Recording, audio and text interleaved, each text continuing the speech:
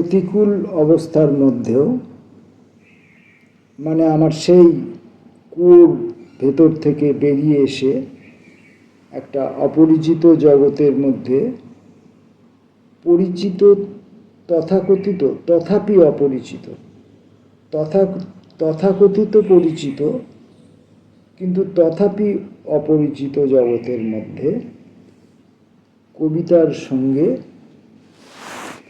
সময় কাটাবার সময় এখন। আমরা প্রথম কবিতা পড়ব অনিতা অগ্নিহোত্রীর একটি কবিতা, ধর্মোন্মাদ। ঘরেও নয়, পথেও নয়, আলোতেও নয়, অন্ধকারেও নয়, অস্ত্রও নয়, খালি হাতেও নয়, আমি তোকে ভর সন্ধেবেলা চৌকাঠের ওপর নখ চিরে মারব। কোনো পুরাণ অনুষঙ্গ মিথ মনে আসছে কি? গুরু ও পীরের নামে আমাকে ভূমিহীন বানিয়ে ঘরের বউকে বেআব্রু তাড়া করে নিয়ে গেছিস। ভিডিও ক্যামেরায় মসজিদের গলিতে, কাঁসর আর মন্দিরের উঠোনে আজান বানিয়েছিস এতদিন। ভুল বললাম। গুরু ও পীরের নামে আমাকে ভূমিহীন বানিয়ে ঘরের বউকে বেআব্রু তাড়া করে নিয়ে গেছিস। ভিডিও ক্যামেরায় মসজিদের গলিতে, কাঁসর আর মন্দিরের উঠোনে আজান বাজিয়েছিস এতদিন। এখন আর কোনো অস্ত্রে কি অভিসম্পাতে তোর মরণ হয় না। যার মাথায় হাত রাখবি পাছে সে ভস্য হয়, এই ভয়ে সবাই তোর নোংরা হাতের পাতায় চুমো খাচ্ছে। ঘরেও নয়, পথেও নয়, দিনেও নয়, রাতেও নয়, অস্ত্রেও না, খালি হাতে তোর মরণ নেই। এই বরই তো কাল হবে ধর্মোন্মাদ। ঘরেও নয়, পথেও নয়, দিনেও নয়, রাতেও নয়, অস্ত্রেও না, খালি হাতে তোর মরণ নেই। এই বরই তো কাল হবে ধর্মোন্মাদ।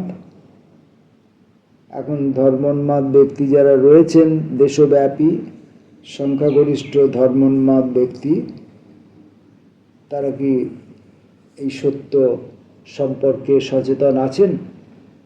তারা কি এটা উপলব্ধি করেন? তারা কি কখনো ভাবনা চিন্তা করেন? ফিরে আসি কবির কবিতায় আবার। ঘরেও নয়, পথেও নয়, দিনেও নয়, রাতেও নয়, অস্ত্রেও না, খালি হাতে তোর মরণ নেই। এই বরই তো কাল হবে ধর্মোন্মাদ। থাবার মধ্যে গুটিয়ে থাকতে থাকতে নখ বাড়ছে। ভর দুপুরে আজ আমি আয়নার মধ্যে থেকে বেরিয়ে পড়ব। জবরদখল জমি, উঠোনের চোর কাঁটার মধ্য দিয়ে হেঁটে আমি আসছি। বেওকুফ, নামুরাদ, তুই সাবধান হোস নে, তুই বালকের মতো ঘুমো। বললাম অনিতা অগ্নিহোত্রীর একটি অসাধারণ এবং সময়োপযোগী কবিতা। এই সময়ে যারা মেতে আছেন তারা কি কেউ এই কবিতাটি শুনবেন বা অনুভব করবেন? পরের কবিতাটি, কবির নাম দিশারি মুখোপাধ্যায়, কবিতাটির নাম আগুন। কিছু উচ্চারণ, কিছু কথা, কিছু ধিক্কার, কিছু ব্যথা আমার চতুর্দিকে ঘুরছে, ঢুকতে চাইছে আমার ভেতরে। দেশলাই কাঠির মাথার মতো তারা খুঁজছে, রাগে গনগন করছে, মাথা খুঁড়বার দেওয়াল পাচ্ছে না।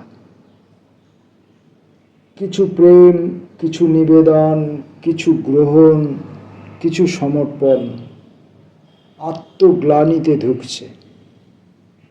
গন্ধরাজ হওয়ার রাস্তা পাচ্ছে না, ভেতরে ভেতরে পচে যাচ্ছে, রূপান্তরিত হচ্ছে কার্সিনোমায়। একটা কবিতা জন্ম নিয়েছে অন্ধকার মাখা আলোয়, মনোকার্বন ভরা বাতাসে। শুধু লিপিগুলো শব্দে বাক্যে ধরা পড়েনি এখনো, মাটি পাচ্ছে না ভূমিষ্ঠ হওয়ার জন্য। জন্ম নিলেই জ্বলে উঠবে লেলিহান, ফেটে পড়বে বিস্ফোরণ, ধ্বংসলীলায় নেচে উঠবে নটরাজ, আর এনকাউন্টারের আয়োজনে হিস হিস করছে শব্দ। আসার কথা একটাই, কবিতাটির নাম আগুন।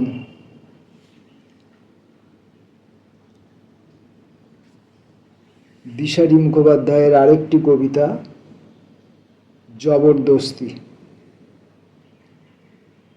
এইভাবেই তো ন্যায় অন্যায় নির্ধারিত হয়। অধিকারকে মান্যতা না দিলেই তোমার বিরুদ্ধে একরাশ ধারা উপধারা। মাথার উপরে তোমার আকাশ আছে, থাক, উপর দিকে তাকিয়ে দেখতে যেও না। ওই আকাশ নিশ্চয়ই কারো জমিদারিতে পড়ে। না জেনে বিনা অনুমতিতে মুগ্ধ হতে গেলেই পরকীয়া, আর পরকীয়া ধরা পড়লে চিরের 22 ফের। এভাবেই তো উচিত অনুচিত ঠিক করে গেছেন আমাদের পূর্বপুরুষরা। রাস্তা ছেড়ে চলো, ছেড়ে চলো, আরো ছাড়ো রাস্তা, অন্য যারই হোক না কেন, অন্তত তোমার বাপের নয়। ভ্রূণস্থ হয়ে থাকলেই তো পারতে, ভ্রূণস্থ হয়ে থাকলেই তো পারতে। ঠিকানার সঙ্গে পরিচিত হতে চাওয়ার এত দুঃসাহস কেন? বাইসেপস আর ট্রাইসেপসে যারা উল্লেখযোগ্য, তাদের জন্য টুপি খুলে রেখেছেন মহামান্য আদালত। এখনকার মতো কবিতা পাঠ এইটুকুনি।